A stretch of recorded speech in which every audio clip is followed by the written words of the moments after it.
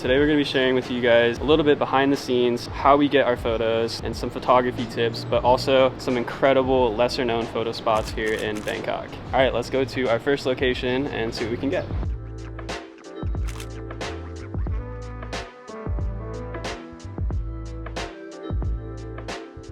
We just got out of the taxi and we're on our way to this cafe called Patina.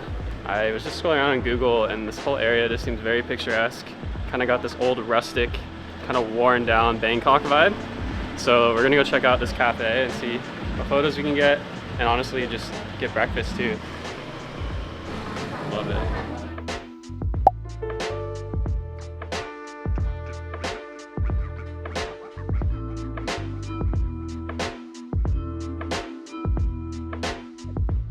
I'm so excited for this. I love it. All right, so we just ordered a coffee and a pastry and we're gonna start shooting. They do have copyright music going on in there, so I'm gonna voice over this next part and have you guys on the GoPro. Yeah, let's see what photos we can get. We found this super cool stool in this courtyard area and thought we would try shooting there first and see what we could get.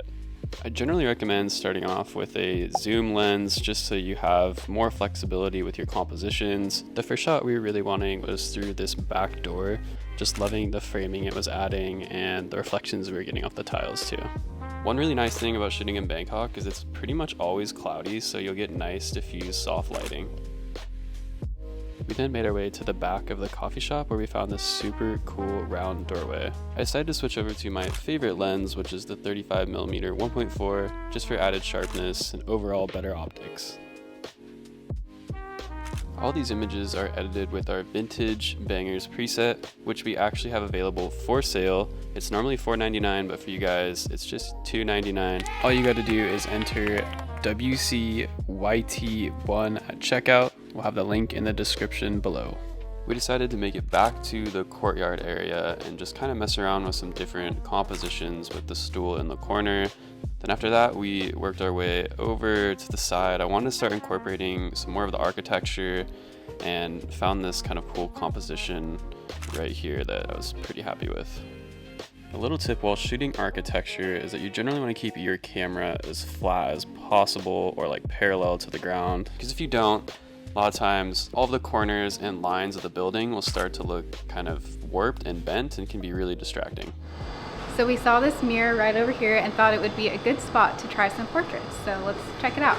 This mirror really looked like it had been through it. Super beat up and rugged looking and just told so many stories. Help add some interest to these portraits. All right, so we just finished up doing some shooting in that really awesome cafe. I'm pretty happy with some of the stuff we got. It was so beautiful, and the best part is it's right next to this art street. Yeah. So there's just so much to shoot in this area, and we're so excited to show you guys the photos that we got from that cafe It's too. just so rustic, and there's just such a vibe to it. But yeah, we're gonna go check out this art street. I've seen photos of this like abandoned car, and it looks pretty cool, so hopefully we run into that. But if not, we're just gonna cruise around and see if we can come up with any fun compositions.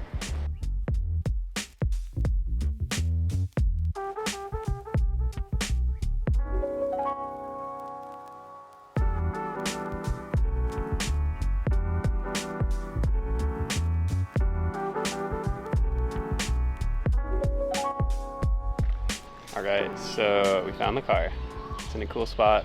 I'll put it on a map right here if you guys want to check it out. This thing looks like it's been through it. It looks very old. And we're excited to see what kind of photos we can get here because it seems a little bit challenging. Yeah, there's kind of a lot going on. I really am liking the house behind it. There's all the textures, even the telephone wires I think add to it, but this little tin like roof here is gonna be a little tricky to like not get in it because I think it might make it a little too busy. Yeah, let's see what we can get. Let's have some fun. We're really only after one composition, which is basically just like a straight shot across. I kind of just wanted something pretty simple and clean. Definitely recommend using a polarizer in this situation just to cut down on all the glare and reflections that you'd be getting off of the car windows. I got nice and low here just to help minimize the road in the photograph, and overall super happy with the result. The only other photo I wanted here was just some like closer up detail stuff, so I got one of the front and I think that turned out nice. What a crazy car. That thing is like so thrashed up. I literally can't believe it. You know, every time we come to Thailand, we just are able to see new things every time. You can never see too much about any country, and I just love that. We've already done all the touristy things, and now it's time to do the things that are a little bit off the beaten path.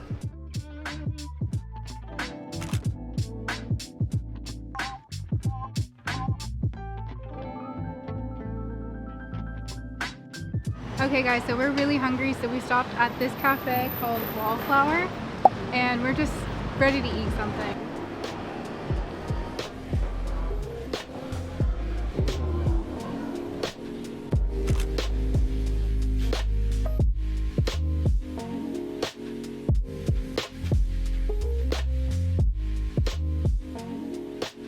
Alright guys, so we just finished a delicious meal. It was super good. A little bit more expensive than we're used to here in Thailand, but totally worth it. Like, it was just such an experience and the flavors were just on point. We are now at Wat Ben, which is a bit further up, and it was 100 baht to enter. There's just an iconic photo that we really want to get here, so we're gonna go check it out. Over here, so we get that nice shot.